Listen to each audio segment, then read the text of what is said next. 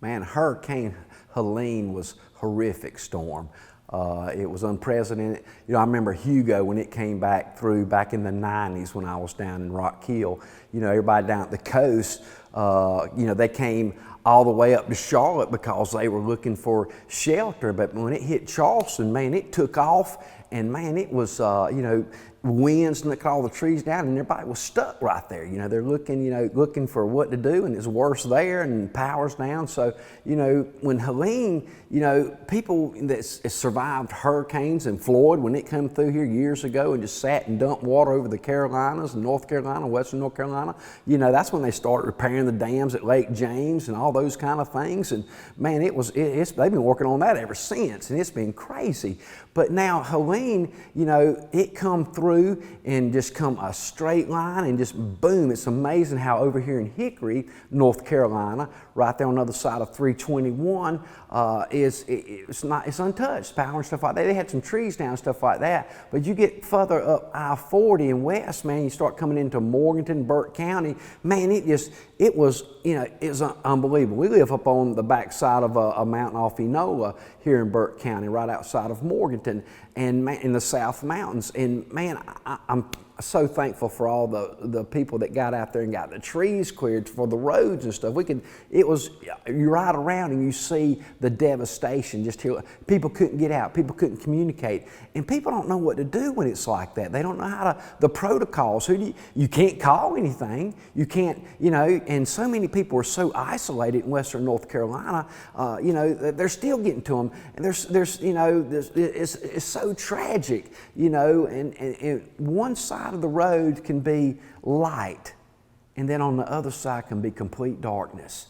And that is heartbreaking. You're seeing people where their houses are flooded. Just here in Morganton, you know, the Catawba River, man, you know, it flooded Ingalls. You know, there's a grocery store right there, that whole area, you know, all those businesses, all that business, or Town Tavern Restaurant, you know, Catawba Meadows Park, where we've been doing all the baseball, you know, tournaments and the tree climbing and the parks for the kids, and down on the Catawba River, all those different things. Man, it was just a river. It was up to the road. I mean, if it would have rained another day, I don't know what would have happened. But so many people up in the mountains, up in Avery County, Spruce Pine, and places like that, devastated. Just the water running through the town, you know, wiped out the first story buildings. They're all flooded, all people's houses floating out. People, you know, it's devastating.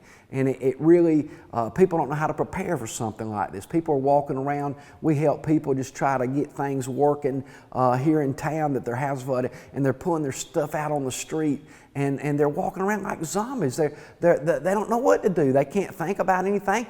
I didn't hear the news for a week. We didn't have power or cell. I didn't even know what was going on in the rest of the world. Didn't know that Lake Lure was gone. Didn't know that Swannanoa and Black Mountain, and you know, I mean, it's didn't even know that was going on. Some people don't even know it's already happened unless you've been connected to the television and those things. But when you're in the middle of the devastation, you don't know anything. You got to, you know, you're lost. And so pray for Western North Carolina. Pray for us here in Morganton, Burke County, all the linemen and the people that have come in from all across the country. Man, thank you. It's all the churches and all the people that are feeding people and man, bringing in the stuff like that. All the local people, man, they've helped out. All the people that are doing the things that they need to do. It's been incredible. It's been fueled by just the passion of Americans, man, and that's what it's all about, man.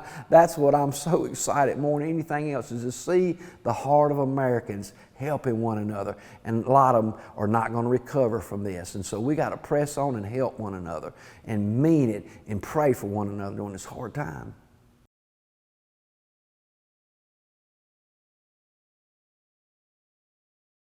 Some of the first things that the first responders and the emergency management people had to do right off the bat, at first you're devastated. You know, all the electrical grid's down. You know, thank God they got all those kind of protocols where they can communicate with one another. But the citizens and people like that, you know, they've had to get out there and, you know, what I experienced firsthand over there in the Enola district, you know, just as right past Patton High School and right off Interstate 40 there, going into the South Mountains, you know, man, I was up early trying to see what was going on and get down in daybreak, and man, the fire department there at the Enola Fire Department, they done had all the, I mean, there was trees and power lines, every power line was snapped. You couldn't go one way. I mean, it was just wires on the road.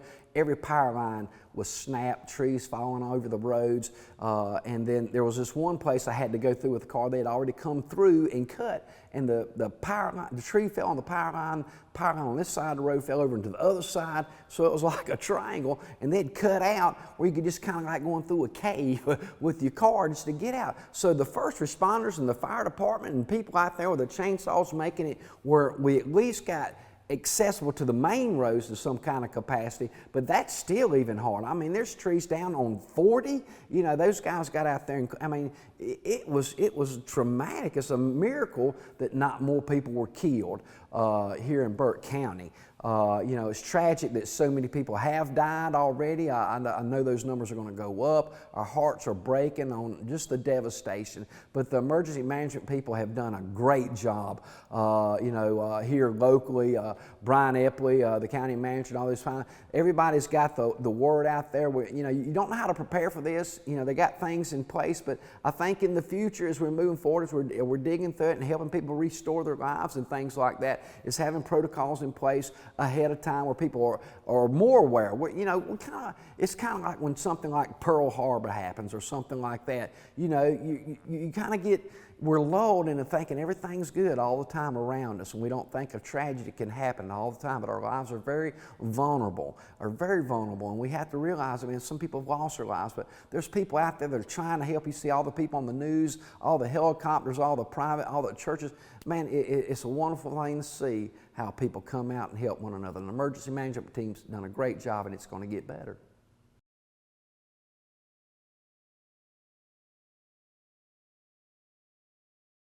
The challenges facing businesses after this aftermath and thing is we don't know right yet exactly. I mean, we're so covered up. I mean, I've already had businesses reach out to me and their business, some insurance companies down across from Ingalls saying, hey, is there any office space available? I know there's the business community on Facebook and the social medias, all the people I've seen, friends and things like that, are connecting, networking and saying, hey, I've got some space over here temporarily that you can use. And because there's a lot of businesses, I just don't know how they're going to respond yet. You know, they're going to have to do assessments, but where they're going to relocate, where they're going to set up temporarily. I mean, this is new stuff. This is stuff that's never been seen before, and so we're going to have to deal with it in those regards. But I know that the businesses people here are for one another. They're helping one another. We got to have the businesses working and functioning. Everybody's opening up their arms. That's what I'm seeing is the community is seeing what they can do for one another.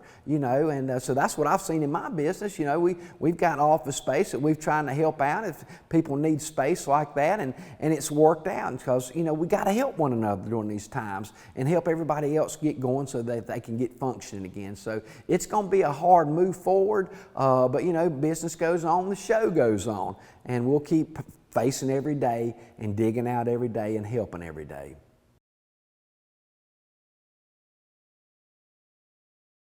One of the things when something like this happens, and ever since Hugo, is I'm all about the infrastructure, and our electrical infrastructure and all that kind of stuff is really, you know, you can see what's happened since this Helene's come through. You know, all the power lines or poles are snapped or pulled and down, and it's very dangerous, and you know, it's all about safety for me. All the trees, you know, you ride down the roads, just look, this is something you can do now. Ride down your local town roads and stuff like that. The roads are our infrastructure's from last century. You know, so, you know, we haven't come up in those regards. All the trees have grown up, you know, over the roads. It's dangerous. You know, anytime there's a storm, we're cutting trees off power lines, people without power and those kind of things. They're taller than the power lines. They fall across the roads. It's got to be cut back. This is simple stuff we can do. I think this is the time we can do it. 2024 is going to be known as a landmark. It's going to be a milestone in people's minds of what happened, the tragedy, the devastation, the flood, the Hurricane Helene, what she did, the devastation of the Southeast, and especially here in Appalachia, you know, Western North Carolina, Tennessee, you know, Georgia, South Carolina. upstate, all those places that's been affected by Helene, you know, we're going to dig out for a long time, and it's going to be important that we set it up differently going forward, you know, and that's easy to do. The roads got to be wider, they got to be nicer, the power lines got to be back or got to be buried. The trees can't be growing up in the power lines. It's a pride thing. It's something we can do as Americans. We got to have pride again in our infrastructure. We got to lead the way, and now's a good time to do that. Destruction, you know, we have to bulldoze it down, start over, start back fresh. You know, be the leaders. Don't be the ones that look at. We can put everybody back to work. We can rebuild dreams, rebuild roads, rebuild infrastructure. Man, take it to the next level where people come through and they say, "Wow, look what happened through all that devastation. Now there's a future. There's a hope. Man, look what these people have done because they've come together with some innovation and with some new ways of looking at things and not just being the old." We got to remodel a little bit. That's all. You know, we're growing. Everything's coming this way. You know, the Southeast is growing. It's going to rebuild, and people have been coming here because they love this area of the country. It's a lot of opportunity here, but we can get the infrastructure right moving forward, but we've got to do it. It's got to be a mindset. It's got to be collective, and we got to see the vision of it and how everything will flow better. Everything will be safety. You know, the roads, just in general, the 2-lane roads we got going through, like even from here, Morganton over to Spartanburg. I mean, we got a 2-lane road. It's got to be 3 lanes. You know, it's got to be for safety, for equipment, for emergency vehicles, for tractors, for passing, all those kind of things. We're bottleneck. It's like, you know, we gotta open up. We got to build around. We got to go up. We got to do all these things to make it better for as we're growing in the future. Despite all the hardship right now that we're going to have to dig through and help people rebuild, that's what we got to do in the future. It's happen so in the future people don't have this kind of tragedy happen again.